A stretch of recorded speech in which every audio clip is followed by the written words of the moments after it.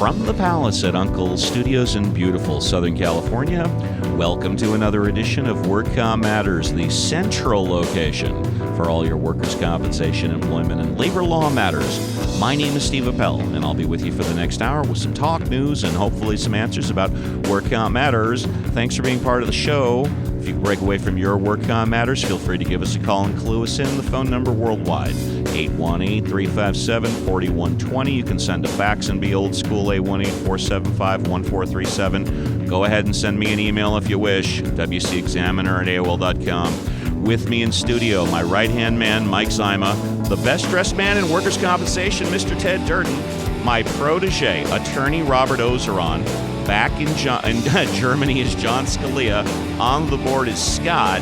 And back at WorkComp Central is Jake Harris, making sure the whole damn thing goes right. Well, good evening, everybody, and welcome to another edition of WorkComp Matters. We're, of course, talking about the government shutdown that occurred a couple of days ago and lasted a couple of days. We're brought to you by A1 Law. If you want the best computer management system on the planet, used by more workers' compensation attorneys than any other computer system, give me a call at 818-357-4120 for your money-back guaranteed, no strings attached, $1 a day, A1 Law. And if you want those hard-to-get concerts, sports, theater tickets, sold-out front row, it doesn't matter. Give our buddy Brian a call at Santa Monica Tickets, 310-395-8587. In addition to talking about government shutdown, we're going to have news of the week. Plus, we're going to have Ted with the autonomous car report, Robert with the financial report. I've got the weed report, and of course, where's Anna? But right now, I want to take a couple of minutes and talk about my childhood. That's right. In the early 1970s, when I was just becoming a teenager, I was living in Encino with my brothers and my folks and had all my friends growing up, junior high, high school. Before I was able to drive a car, we, of course, had our bicycles. And then when school was out on summer nights where all the kids had dinner, we didn't have computers, we didn't have cell phones, we didn't have tablets, we didn't have Twitter or Facebook or anything.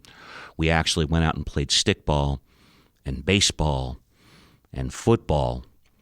And one of the games that me, my family, well, my brothers and the friends played was called Kick the Can. And it was essentially hide and seek with either a small tennis ball or a can or whatever. Everybody would get together in the middle of the street. And we lived on a cul-de-sac, so it was a dead-end street. And we lived at the top of the cul-de-sac. And whoever was it had to either kick or throw the can or the tennis ball. And then he had to cover his eyes and count like to 10 when everybody hid. And then he ran to go find the can, and then he brought it back, and then started looking for people. Okay, so let me see if we can picture this. You've got a dead-end street that's in the shape of like the bottom of a test tube, and then around the dead end you have like 4 houses, and then when you get towards the base of the test tube, you have a couple of more, like 3 or 4 houses on each side. And so we're at the bottom of the test tube, the can is kicked, and we all go hiding. Now, you weren't allowed to go inside a house. You were not allowed to go in a backyard, but you could go to the side of the house, and sometimes you had some people hiding behind cars and whatnot. And the key was when the person who was it went to go tag someone else on one side of the street, if you were on the other side of the street and you felt you could make it to the can before the person saw you and came back, you would then run to the can, and if you got there, then the person would have to hide their eyes for about another 10 seconds. That person is now out through the cannon, and people could stay where they were hiding, or they could change spots. And the key, of course, was for the person who got the can to eventually tag somebody and say, "You're it," before they got to the can. Well, friends, This is exactly what's going on with the government shutdown today.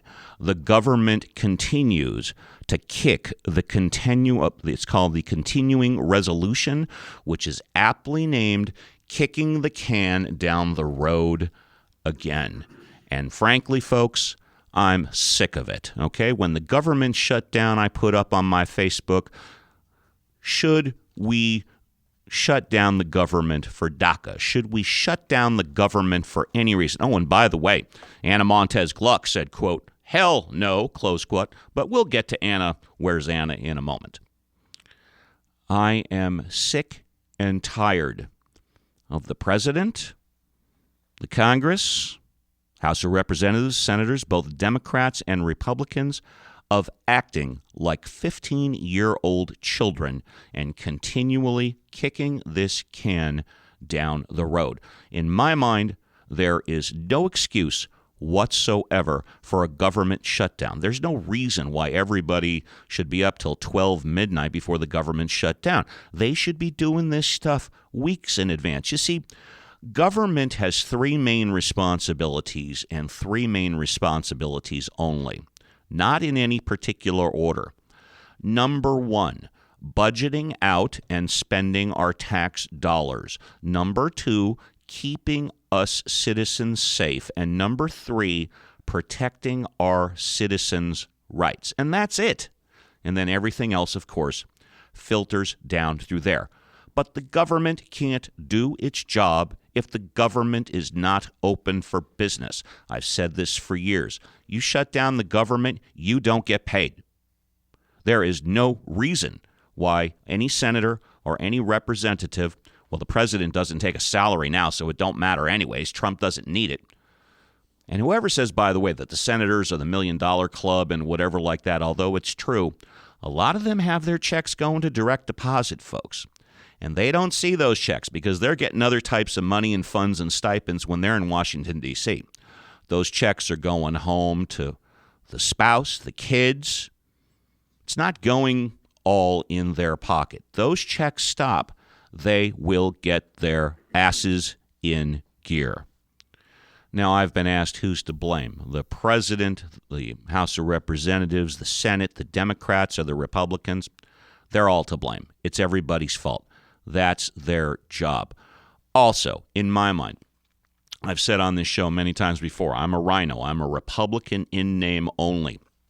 You've got a Republican-controlled House, a Republican-controlled Senate, and a Republican president, and you shut down the government? What the heck is going on? And that's all I have to say about the government shutdown. My name is Steve Appel. You're listening to Work Comp Matters. We're brought to you by A1 Law and Santa Monica Tickets. If you want the number one computer management system used by more workers' compensation attorneys, give me a call at 818-357-4120 for your no-strings-attached money-back guarantee, $1 a day, A1 Law. And, of course, if you want the hard-to-get front row, sold-out concert, sports, theater tickets, give our buddy Brian a call at Santa Monica Tickets at 310-395-8587. We've got Ted coming up with the autonomous car report. We've got Robert coming up with the financial report. I've got the weed report, and, of course, where's Anna? But right now, he's my right-hand man. He keeps me in check and out of trouble over 90% of the time with the first news story of the evening, Mr. Mike Zyma.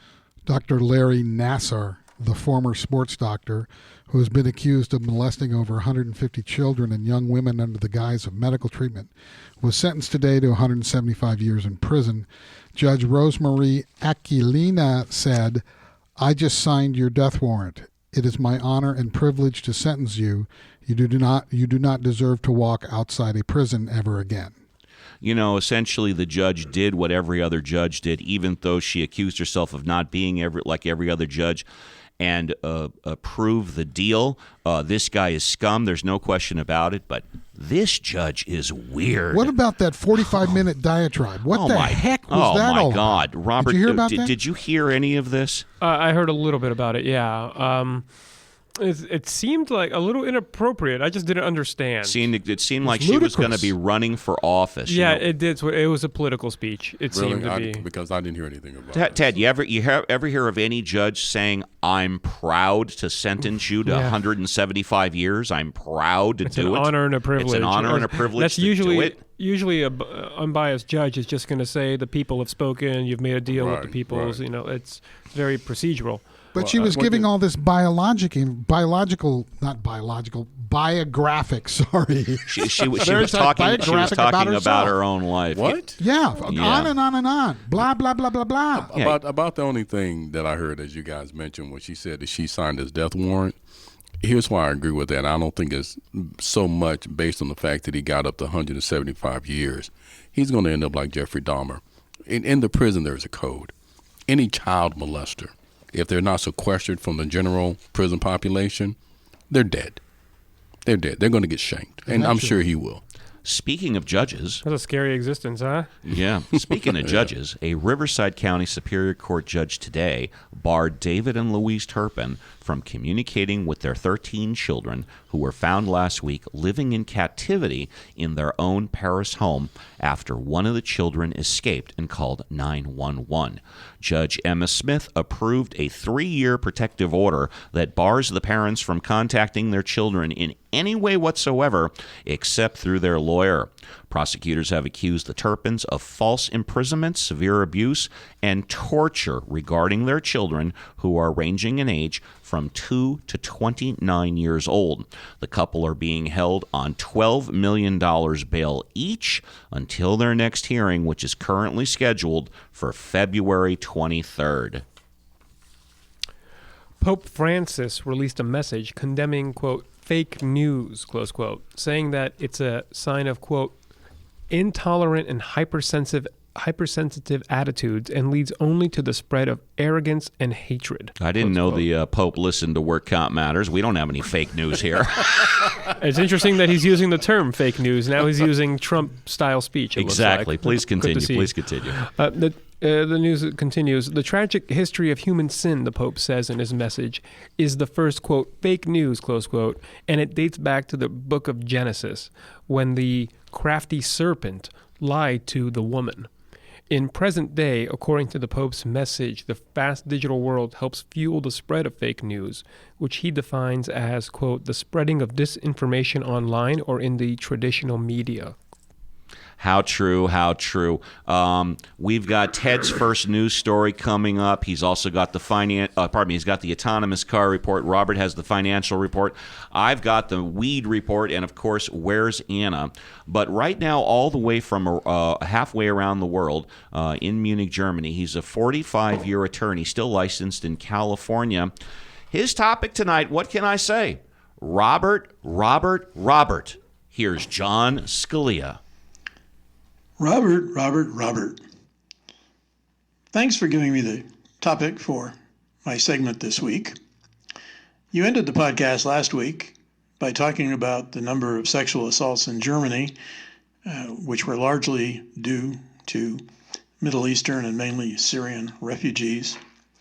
You implied somehow that I would have been in favor of Angela Merkel's policy of opening Germany's borders and letting in unlimited numbers of refugees. Apparently, you didn't listen to my segment of the podcast when we talked about immigration, where I specifically said that I thought all countries had the right to control their borders. I was talking that time, of course, about the United States, but I certainly feel the same way about Germany. Well, John, you say the decision was made here to open the borders. Well, not really. It was made unilaterally by Angela Merkel. She didn't consult with her own government, her coalition partners, who might have been in favor of it, nor her own party, which probably would have been opposed to it. So she did it unilaterally. Not only was it a gigantic mistake internally, but it was a gigantic mistake in terms of Germany's relationship with the EU, because essentially this was a large middle finger to the rest of the EU saying, we're Germany, we're the most powerful country in the EU. We don't have to consult with you before we make a decision like this, and you will all go along. Well, we see how well that went. Nobody did go along, and Merkel has had to backtrack. In addition, it was a disaster for her internally. The last election resulted in no party getting enough majority to create a government, so Germany has actually been without a government for a few months. And on top of that, it ended up creating the third largest party in Germany out of the Alternative für Deutschland, the Alternative for Germany, which is a far right-wing party. They now have the third largest membership in the Bundestag. Good work, Merkel. So, by and large, I was opposed to what Angie did for a variety of reasons. Now you say, well, why do you not like Merkel, John?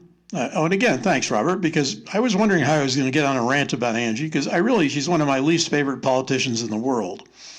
I have a regular feature on my Facebook page called Satirical Interview. I don't call it satirical, but it is. Interview with an Idiot of the Day. Merkel has been prominently featured as one of the idiots of the day. Why do I not like Angie Merkel? Well, for one thing, she's been chancellor longer than Adolf Hitler, which tends to make you believe you're a dictator rather than a freely elected politician. Well, you say, John, so what? Well, here's so what. She did the same thing with nuclear energy. She unilaterally closed the plants. And while I may agree with her decision in that regard, and while it ended up being popular, she did it the wrong way. This time, she did it the wrong way, and the consequences have backfired. America has some familiarity with this because you had a guy called Franklin Roosevelt. Yeah, and he thought he was president for life. And what did he do when he thought he was a dictator? Well, for one thing, he tried to stack the U.S. Supreme Court by increasing the membership so he could put his toadies on, which fortunately failed. And secondly, he imprisoned a whole race of people by executive order. Yeah, it's not good when you're in power that long. Angie's been in power too long. Further, she was born in the DDR. And you say, John, why do you... Well, she wasn't born in the DDR. She grew up in the DDR, the Deutsche Demokratische Republik, East Germany. You say, John, why do you hold that against her? She just grew up there. Well, let me tell you why. First of all, Angie was born in the Free Germany. Yeah, she was born in West Germany. But her dad was a Lutheran minister. And he took his family from the Free Germany to the police state Germany, to East Germany, which was one of the most flagrant violators of human rights, even worse than Russia, where your people fled. So, Robert, he took them there voluntarily. Now, it's estimated that 1 out of every 4 employees there was employed by the secret police, the Stasi. They're notorious. They were like the SS. They were more like the Gestapo. Do you think for a minute that the Stasi would let a Lutheran minister emigrate from West Germany to East Germany unless they were sure that he would be a collaborator? And again, you can say, well, John, once again, it's the sins of the father. Well, no. Angie was a good little commie.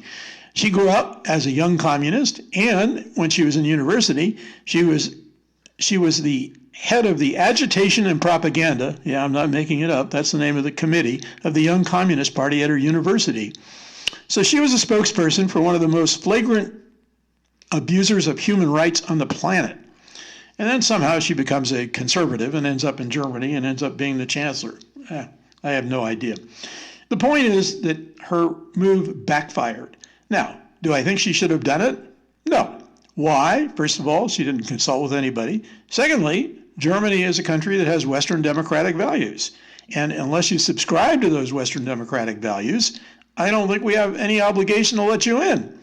So, for example, if you do not believe in gender equality, which is one of the bases of Western democracy, we shouldn't let you in. If you do not believe in political satire, if you do not believe it's okay, to have a sketch of Muhammad, I don't think we should let you in. And you can say, well, John, you're being Islamophobic. Well, maybe so, but at least I'm an equal opportunity phobe. One of my Idiots of the Day interview was with Pope Francis, who, by the way, just revealed himself for what he is, a stormtrooper for religion, because he's making a guy a cardinal who has been accused of being in the room while one of his priests abused 2 people on separate occasions. Both of them have said that. And Francis simply said, oh, they're slanderers and there's no real proof. Way to go, Pope Frank. Yeah, so he was one of my Idiots of the Day. If I could find the representative for the Hasidic Jews in Israel, I would do a satirical interview with that person. So, I'm an equal opportunity phobe. Anyway, that's the view from Munich this week. And John, as always, we thank you very much. I have a very short comment, something you said about me. Yes, last week I did say that Trump never had a drink, and you were right. He did drink until he saw someone die of cirrhosis in the liver, and since then he hasn't had a drink, and I don't know if he's never had drugs since then. I don't know if you ever had them before. Robert wants a short response, but as I told everybody during the break, I don't want a Twitter war. I don't want a little taste of Armageddon. I mean, you guys can do fun comment back and forth. That's what makes the show interesting. Robert, go for it. Yeah, I want to say to John that I really appreciated his response. I learned a bit about Germany's history after listening to it and looking into, Miss Merkel, the prime minister there. I didn't hear in his response where he demanded her resignation like he demanded Trump's, but that's a different issue. And I still follow the Wikipedia definition of socialism, which is communism light. But, he did kind of open my eyes a bit to Germany's history, which I learned about, and I always appreciate John's, opinion. That's wonderful. It's all in good fun. It's educational, a little bit of talk news, and hopefully some answers. With the next news story, Mr. Ted Durden. The deal to reopen the federal government passed Monday will fund the government through February 8th. The Senate's deal to end the shutdown included a commitment from Republicans to try to codify the Deferred Action for Childhood Arrivals immigration program into law. Just a day after Congress struck the deal, negotiations over Daca are not looking very promising. According to Chris Kruger, an analyst at Cohen Washington Research Group, a sequel seems likely given absolutely no policy resolution. The main policy issues are, of course, the Deferred Action for Childhood Arrivals program, also known as DACA, and funding for Donald Trump's wall. Of course, there are other issues at stake, such as military spending, disaster relief, and Medicare provisions. But right now, it is really all about DACA. And I know that everybody wants to comment on this news story, but we are overdue for a musical break. He's a friend of the show. We've known him for many years. Without further ado, here's Mr. Glenn Laughlin and the Cherry Blue Storms with Baby, You're a Rich Man. We'll be right back. How does it feel to be one of the beautiful people? Now that you know who you are, what do you want to be?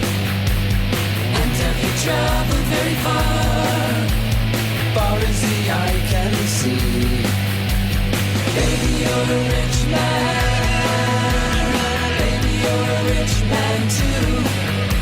You keep all your money in a big brown bag inside a zoo. What a thing to do. How does it feel to be one of the beautiful people? How often have you been there? Often enough to know. What did you see when you were there? Nothing that doesn't show. Baby, you're a rich man. Man too.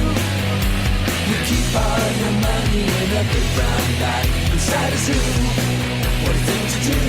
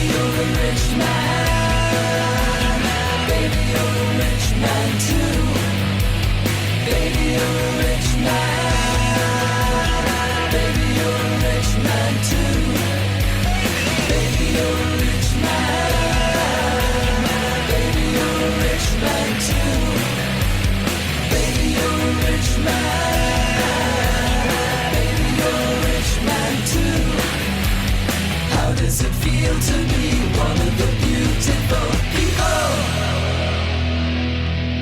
Glenn Laughlin and the Cherry Blue Storms on Work Comp Matters. We're talking about the government shutdown. Of course, we're brought to you by A1 Law and Santa Monica Tickets. If you want the best computer management system on the planet, used by more workers' compensation attorneys than any other computer system, give us a call at 818-357-4120 for your no-strings-attached money-back guarantee, $1 a day, A1 Law. And if you want the best concert, sports, theater tickets sold out of front row, it don't matter. Give Brian a call at Santa Monica Tickets, 310-395-8587. Where's Anna? The financial report, the autonomous car report, and the weed report are coming up soon, but everybody wants to give their input on the government shutdown. Okay, I think Ted is first.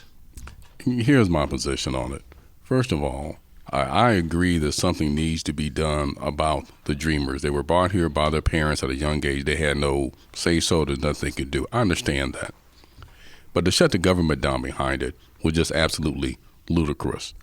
It should have been about the American public in general first. That needs to be first priority, along with funding for the military and other essential social programs that needed to be taken care of. Other than that, do you think the government should ever shut down for any reason? Well, I think as long as there is good reason, when there's a major impasse. Some people think DACA is a good reason, Ted. Well, but again, that does not represent the large swath of America at large. It just doesn't. When comparatively, here we're talking about a few 100,000 compared to a few million. I think the few million needs to take precedence over that. And then outside of that, if they were going to do that, at the end of the day, they ended up looking like a bunch of weenies. They really did, because the Republicans didn't change their position. I give them major points for that. McConnell, all he did was make a commitment to do it. That's no promise. That doesn't mean anything. So at the end of the day, it was all for naught. And the government's going to shut down again February 8th. Please continue. And I think it was all for nothing. I think the Democrats did more damage to themselves than they did good. The Republicans came out looking a lot better in this scenario than the Democrats did. Robert? Yeah, I got to echo a lot of what Ted said. I don't think this is a very strong reason to shut down the government.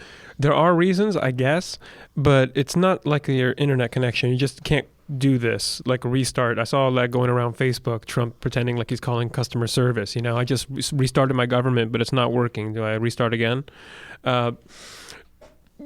You're dealing with people in this situation who are actually maybe not even citizens. So that's why their argument has less weight, perhaps, to shut down the government than if it was an argument between people who are citizens. Well, they're here illegally. They're children that were brought here and remain here illegally. That is what they're trying to do, whether or not... Illegal is, well, if they're DACA, there's not illegal. They have a quasi, like a temporary status, right? They have a deferred action. Yes. Okay. Yeah, so it's not technically illegal. My mistake. Go ahead. Go ahead. Well, the debate is over the continuation of the DACA program, as I understand it, or modifying it, because I believe Trump has already, by executive order, signed its death warrant, if you will. Which would make them illegal, which make them deportable. Correct. Yeah, that's the issue. And I think that's a bit harsh. And I could see the reasonable people not wanting to, tear people away from a country where they have roots to a land that would be foreign to them. Yeah, I understand that, but here's my issue with it, though.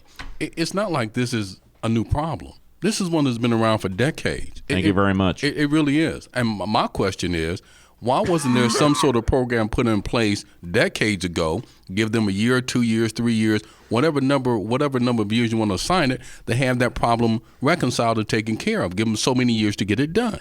And it's just ridiculous that this has been prolonged for so long. You've kept people in limbo for a long time by continuing a temporary status. And I'm going to give it to Donald Trump. For better or worse, he takes a problem on head on, huh? He faces the issue, and now it's always a hot button issue after he's done with it. And it usually resolves, it seems. Or at least we're looking towards resolution. And there should be a resolution with regards to immigration. And we should have border security, but we do need to figure out what's happening with the people who are here in a compassionate way. Right. There needs to be a balance. And everybody reasonable agrees on that. And I'm going to give it to Trump also in the media for coming out and saying he would make a deal as to Daca.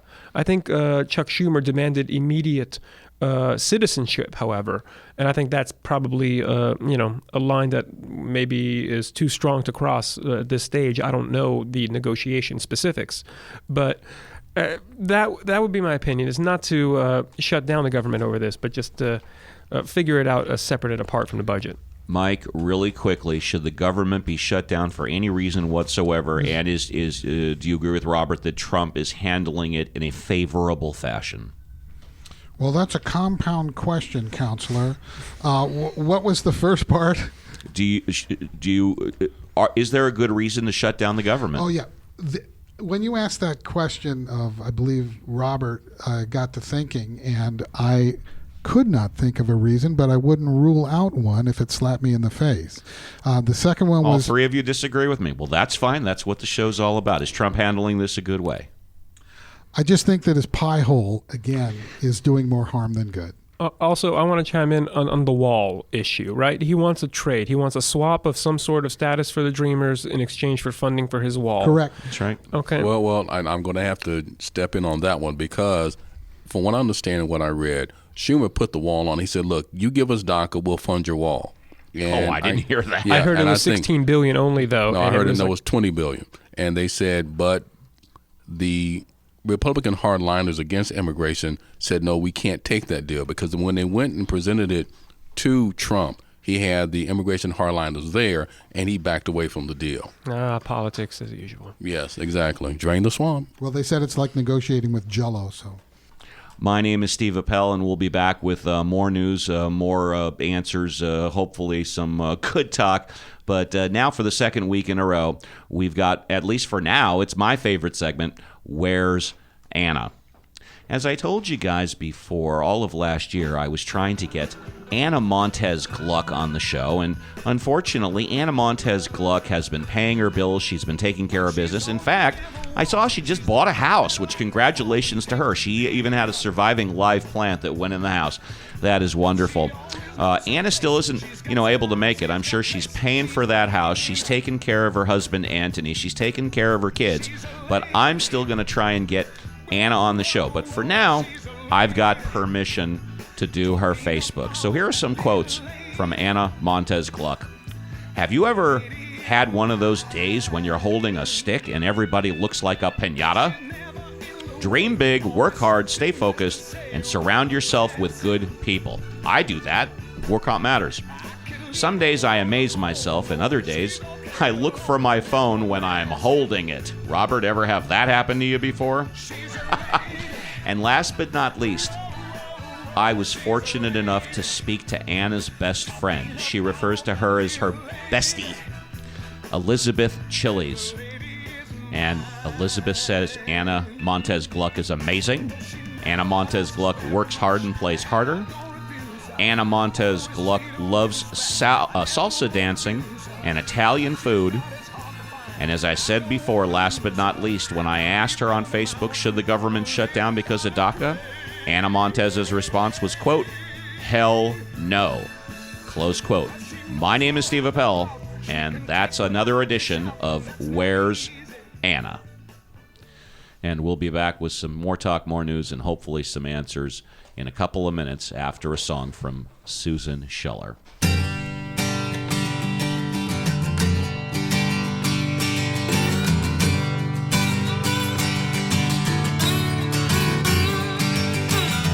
I sold my soul, I can't get it back. I've fallen down on my lonely track. Something inside is dying to break free. I got chains from wings used to be. I long to break free from this lonesome jubilee. I feel so scarred, it's gone by this party's policy. Yeah. If I could change my ways, baby, I would change today. I got chains, wings used to be. Going high up in the sky. Don't worry, my life ain't gonna pass me by.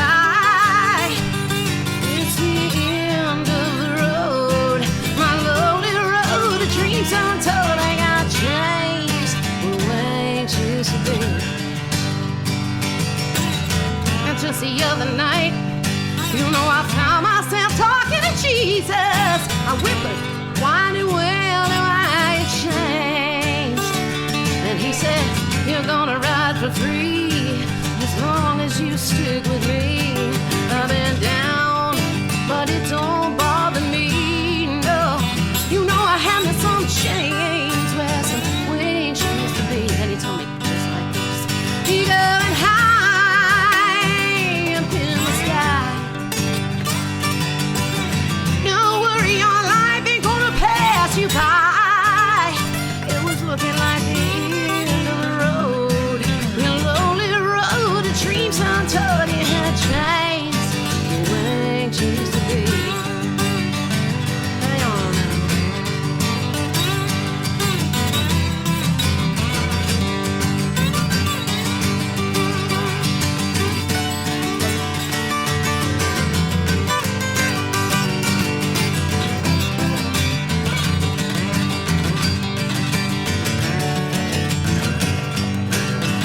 You get high up in the sky. Don't worry, your life ain't gonna pass you by. It's the end of the road, your lonely road of dreams untold. It got changed the way it used to be. I don't mean to sound corrupt, but I've fallen, now I can't get up. I don't mean to sound depraved, not a straight line to my grave.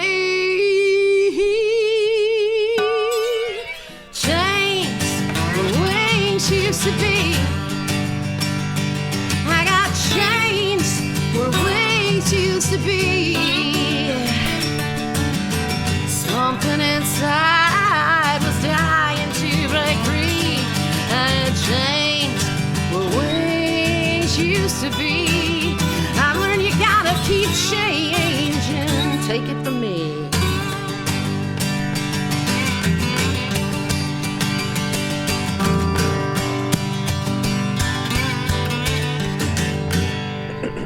Susan Scheller on Work Comp Matters are brought to you by A1 Law and Santa Monica Tickets. If you want the best concert, sports, or theater tickets, give Brian a call at 310-395-8587. And if you want the best computer management system used by more workers' compensation attorneys than any other system on the planet, give me a call at 818-357-4120. It was about 5.5 years ago this little puppy dog crawled into my office asking for a job. I hired him at $15 an hour, and now 5.5 years later, he's all grown up. He's got his bar card. He hung his own shingle, and he got employees. With the Work Comp Matters Financial News, my protege, Mr. Robert Ozeron. Hi, everybody. This is attorney Robert Ozeron with the Work Comp Matters Financial Report for the week of January 24th, 2018. As expected when it filed for bankruptcy protection last summer, Toys R Us is closing 180 stores, which is about 20% of its brick-and-mortar locations. The company had $5 billion in debt pre-bankruptcy due to losing business to Amazon.com, Target, and Walmart. The closures will begin in February, conclude in April, and nearly half the locations will be Babies R Us stores. When it comes to corporate lobbying efforts, Google outspent every other major technology firm last year by millions of dollars. Google, now part of its parent company Alphabet, spent over $18 million lobbying politicians in 2017, according to the Center for Responsive Politics. This is the first time a technology company has spent the most on lobbying costs in at least 2 decades. Facebook spent $11.5 million on lobbying activities in 2017. Amazon.com spent $12.8 million. Microsoft spent $8.5 million, and Apple spent $7 million. AT&T urged the U.S. Congress today to write new laws to govern the Internet, seeing that as preferable to future regulatory involvement after the Trump administration voted to rescind so-called net neutrality rules last year. The repeal lifted restrictions that kept telecom companies like AT&T, Comcast, and Verizon from slowing or blocking access to certain content. Copperpoint Mutual Insurance Company has completed the $150 million acquisition of Pacific Compensation Insurance Company from Allegheny Insurance Holdings, LLC, the insurer announced last Thursday. This has been Attorney Robert Ozeron with the Work Comp Matters Financial Report for the week of January 24th, 2018. And now, without further ado, I've got the Work Comp Matters Weed Report. California is now the nation's largest state to offer legal recreational marijuana sales. Here's a snapshot of how the market will work and how the state will regulate a pot economy estimated to be worth about $7 billion. In general, California will treat cannabis like alcohol, allowing people 21 and older to possess up to an ounce of pot and grow 6 plants at home. The state began licensing businesses for the new economy, including retailers who will sell it and distributors who will move it from fields to the storefronts. Legal weed comes with a lot of restrictions, including where it can be smoked and how much can be transported. And, of course, there's no smoking in public. And last, of course, weed is still considered illegal by federal law. The state will impose a 15% excise tax on medical marijuana, and additional taxes by city and location could bring the taxes for recreational marijuana as high as 70%. In a related story, Irvine, California, will become the third city in Orange County to allow marijuana businesses following Santa Ana and Costa Mesa. The City Council on Tuesday, January 23rd, voted 4-0 to amend its zoning ordinance to allow marijuana testing laboratories in industries, medical, and science districts. Councilwoman Lynn Schott was absent. My name is Steve Appel, and you've just been listening to the Work Comp Matters Weed Report. I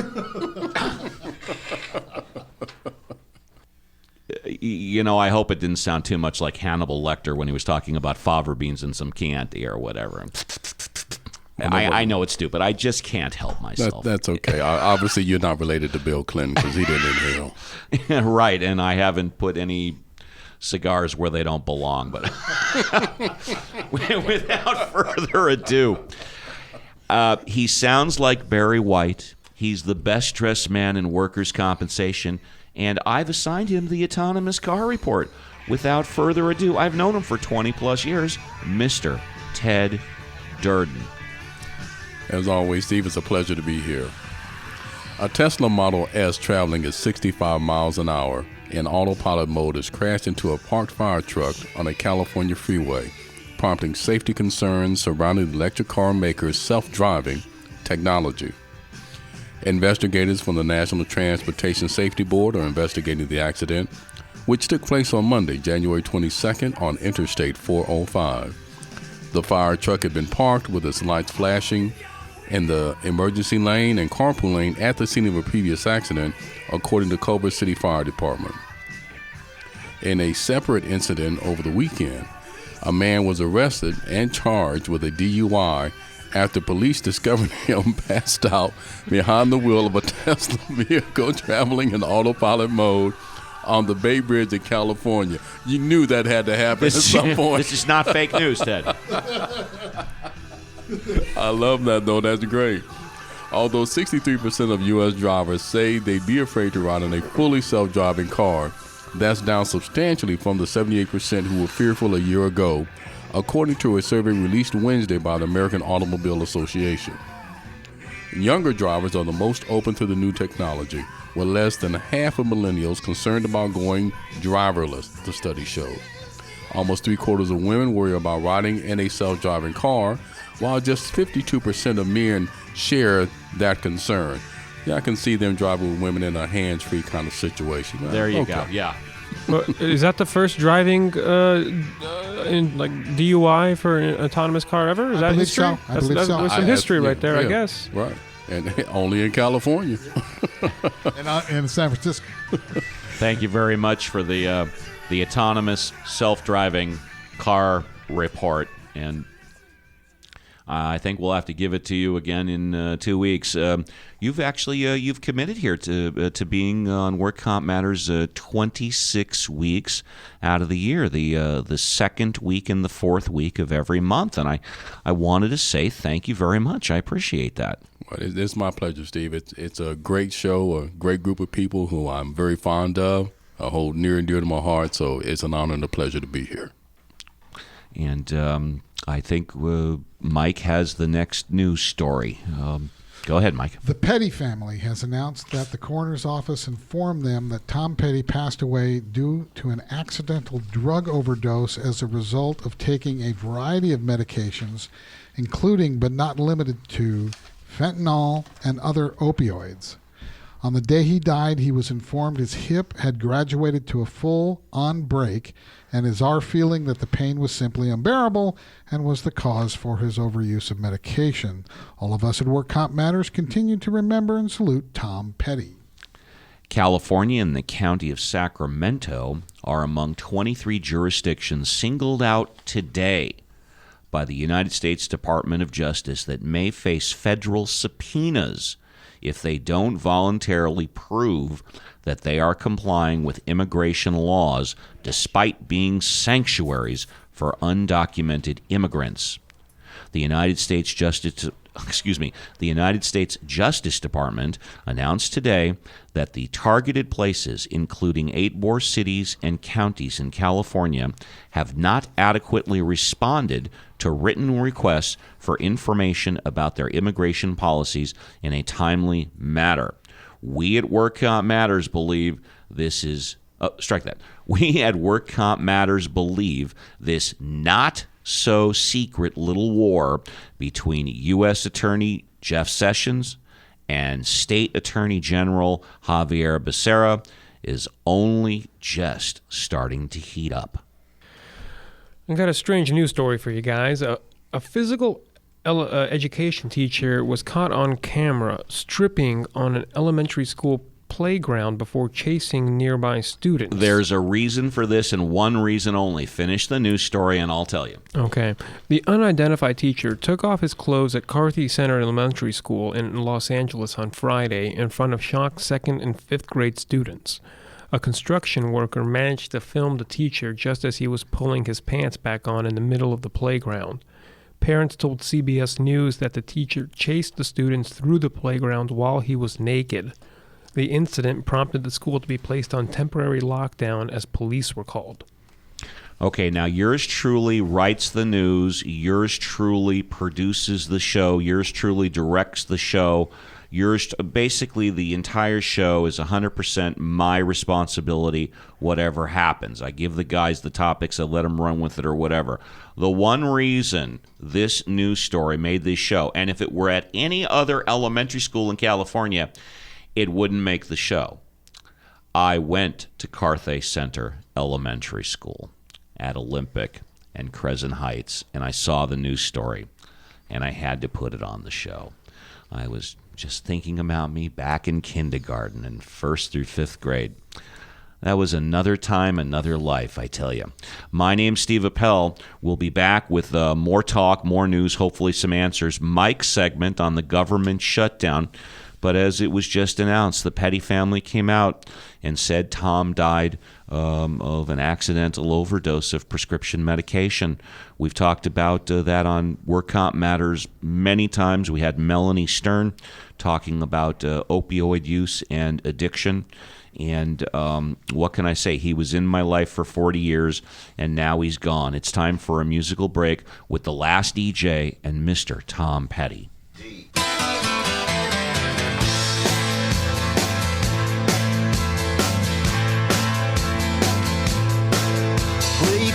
Turn him into a company man. You can't turn him into a whore.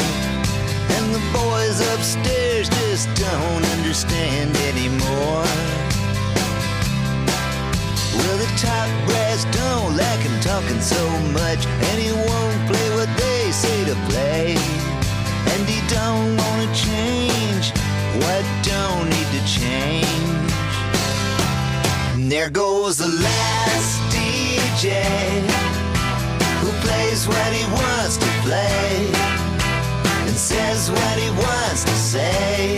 Hey, hey, hey. And there goes your freedom of choice. There goes the last human voice.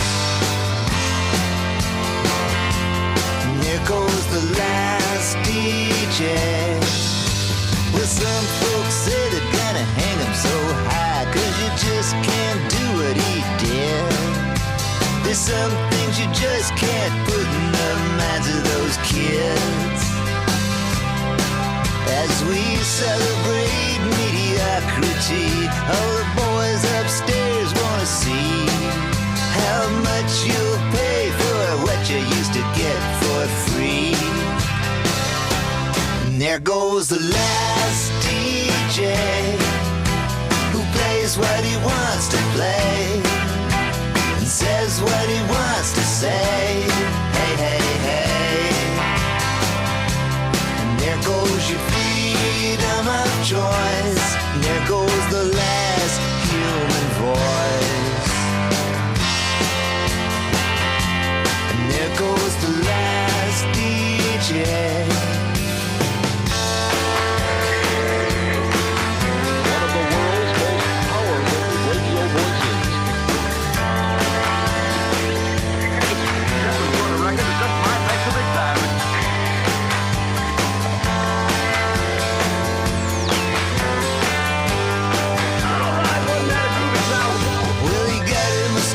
Down in Mexico, and sometimes it'll kinda come in, and I'll bust a move and remember how it was back then.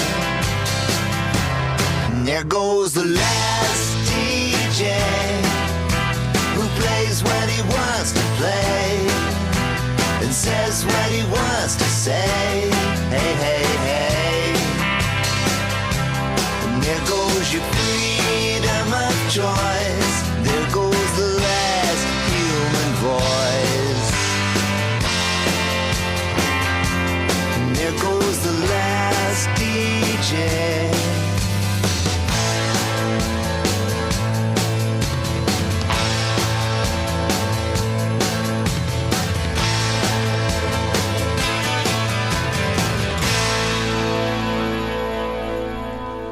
Tom Petty on WorkCom Matters are brought to you by A1 Law and Santa Monica Tickets. He's my right-hand man. He keeps me in check and out of trouble about 90% of the time, Mr. Mike Zyma. Thanks, Steve.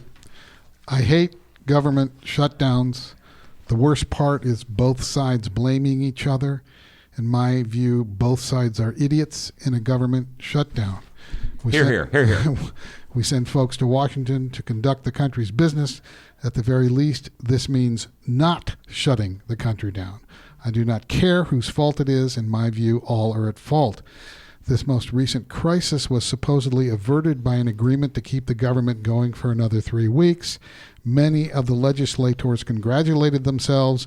What hogwash. All they did was kick the can down the road for another 3 weeks. That's it. Congratulations were not in order. Tongues then started wagging about who had caved. Fox News reported it was New York Democratic Senator Chuck Schumer. Because it was Fox News, and I'm not a Fox News hater, I assumed it was the Republicans using the word cave. Turned out it was the liberal Dems accusing Schumer of caving. From what I understand, and I have difficulty just listening to this stuff, let alone understanding, these liberal Dems believe it would have been better to keep the government shut down in order to gain leverage in the Daca debate. The ball appears to be in the court of senior Republican Senator from Kentucky, Mitch McConnell. The Dems agreed to the continuance, if you will, based on a promise from Senator McConnell. The promise? Apparently a promise to debate immigration issues. Oh, great. A mechanism has been provided to actually talk about something. Perhaps this is supposed to be great news. Nonsense. To be sure, as usual, the Trump pie hole has not helped at all. I'm beginning to understand why John Scalia left the country. John, question to John. In recent memory, has Germany experienced a government shutdown? Thank you. Why do I feel a taste of Armageddon coming? I'm talking not the country. I'm talking between Mike, John, and Robert. A national panel of public health experts concluded in a report released yesterday that vaping with e-cigarettes that contain nicotine can be addictive, and that teenagers who use the devices may be at higher risk of smoking. Whether teenage use of e-cigarettes leads to conventional smoking has been intensely debated in the United States and elsewhere. While the industry argues that vaping is not a stepping stone to conventional cigarettes or addiction, some anti-smoking advocates contend that young people become hooked on nicotine and are enticed to use cancer-causing tobacco-based cigarettes over time. Tell me something I don't already friggin' know, okay? You didn't need to spend however many thousands of dollars on a study. I could have told you that a year ago. Thank you. Exactly. Chemical is a chemical is a chemical is a chemical. If you're using any amount of nicotine in an e-cigarette, there's always a chance that you're going to get addicted to nicotine. Period. Absolutely. End of story. Robert, you've got the next news story. San Francisco has a new interim mayor. Mark Farrell, a city supervisor and former venture capitalist, will run the city until a special election in June. Starting last night in the San Fernando, Santa Clarita, and San Gabriel valleys, thousands of volunteers fanned out to neighborhoods to count the homeless, an annual 3-day exercise that in recent years has confirmed an alarming crisis in Los Angeles County. The homeless on Los Angeles streets has risen 23% in the last year. The count, along with demographic surveys, will help policymakers decide just how to spend $355 million this year in public money for the homeless. So far, officials say 7,500 people have signed up as volunteers. Now, in a related story, Orange County Sheriff's deputies began the process of evicting hundreds of homeless people from along the Santa Ana riverbank near Angel Stadium Monday morning, with deputies walking tent to tent and telling those inside they soon should receive citations or get arrested if they don't leave. We're not going to come in with an army of deputies and force everybody off in 24 hours, Under Sheriff Don Barnes told reporters. We're looking for progress. We're looking for those who are occupying the riverbed to start making progress and start relocating voluntarily. Many homeless people said they just don't know where to go. You know, my office has been on Van Nuys Boulevard, a block and a half from the Workers' Compensation Appeals Board for almost 10 years now. I've seen the homeless on a daily basis. I've heard the homeless on a daily basis. More and more. Smelt the homeless on a daily basis. 2 days ago was the first time I ever got to my office in the morning. It was about 7 a.m., and there was a homeless person sleeping inside the lobby of my office building. I've seen him before in the parking lot. I've seen him out front. I've never seen one inside the building before. It was quite a shock. We've come to the end of another great show on Work Comp Matters. Anybody have any burning desires, closing thoughts, anything at all? Go for it. And my thought on the story that you just gave as far as the homeless is concerned, it's a predicament that plagues all of the cities across the United States. And I don't think there's ever going to be a solution to that. There's always going to be a homeless problem in this country. But it's saturated on the coast, no disrespect, Ten. You've got the West Coast and the East Coast, or more specifically California and New York, and specifically Southern California, but you've also got the Bay Area and some in San Diego, Robert would know, and then New York. When you go to like Montana or Louisiana or North Dakota, in cities, I believe they have a homelessness problem. In cities in Montana. Yeah. It does look like there's a lot of homeless, and it's more and more. We're hoping that maybe a better economy will help people get back up, but I don't think that's maybe not related to homelessness. Maybe that's more related to drugs or mental illness. Which contributes homelessness. Who read the story on the homeless with the 300 with the counting? You read that, just right, Ted? Yes, correct. I just hope that the $355 million or whatever it was that you read about that we have in tax money is spent properly on the homeless. I mean, $355 million. It's a lot of dough. Why not build 700 houses, but $500,000 apiece, and put the homeless in the houses? But here's the problem. We've had that money for years. We have here in California. The problem is no different than in Washington. There's a bunch of infighting on exactly how to spend it, what to do with it.